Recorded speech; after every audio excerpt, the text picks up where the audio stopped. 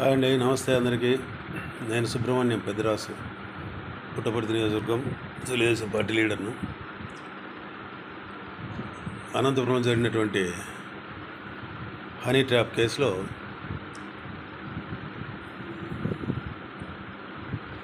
నరేందర్ రెడ్డి అనే ఆ గ్రామ పంచాయతీ మాజీ vice president Telugu Desam party leader అని చెప్పి సాక్షి పేపర్లో ఓదరగొట్టినారు. ఆ గెలిచినప్పుడు దగ్గుపాటి ప్రసాద్ ఎమ్మెల్యే గెలిచినప్పుడు ఏదో వచ్చినాడు, క్యాజువల్గా వేళ బొకే ఇచ్చినాడు. అసలు ఆయన రాకూడదు యాక్చువల్గా, వైఎస్ఆర్సీపీ లీడర్ కాబట్టి, కానీ వచ్చి బొకే ఇచ్చినాడు కాబట్టి ఎవరైనా కానీ రాద్దనరు కదా. ఆ ఫోటో పెట్టి తెలుగుదేశం పార్టీ లీడర్ అని చెప్పి రాసినారు దాంట్లో. అది కాక రంగమ్మ నాయుడు అంట. మీకు అలవాటు కదా ముందు నుంచి, చౌదరి నాయుడు రాయలోని పక్కన పేరు యాడ్ చేసేది, ఎందుకంటే వాళ్ళ క్యాష్ అందరికీ తెలియాలని. భారతిరెడ్డి గారు, మీ పేపరు ఎంత నిబద్ధతను కలిగి ఉందో తెలుస్తుంది దీని నుంచి. పక్కా వైఎస్ఆర్సీపీ లీడర్ నరేందర్ రెడ్డి. దాంట్లో ఉండేవాళ్ళు ఒక బ్రోకర్స్, సమాజానికి చీడపురుగులు, అట్లా వాళ్ళని పట్టుకొని పార్టీలు కుదురుతారే. వాడు చేసిండేదే తప్పుడు పనులన్నీ.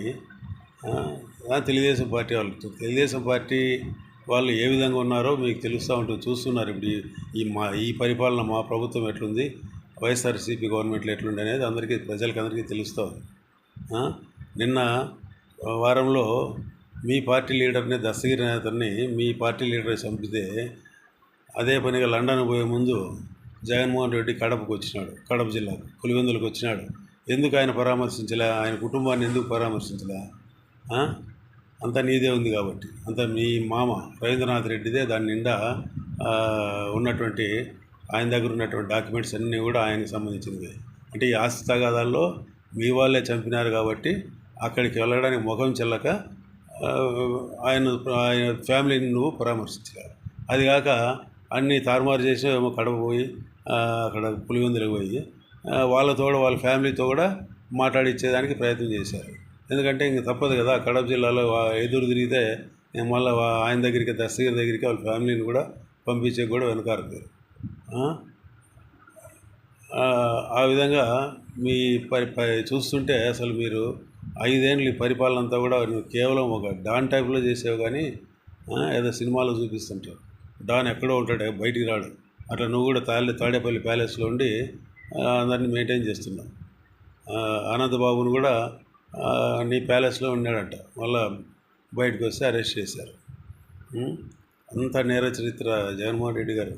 ఇంకా అసలు మీకు భవిష్యత్తులో సీఎం కాదు కదా, వార్డు మెంబర్గా కూడా నువ్వు గెలిచలేవేమో, అంత దిగజారిపోతున్నారు. చూసుకోండి ఒకసారి. Thank you.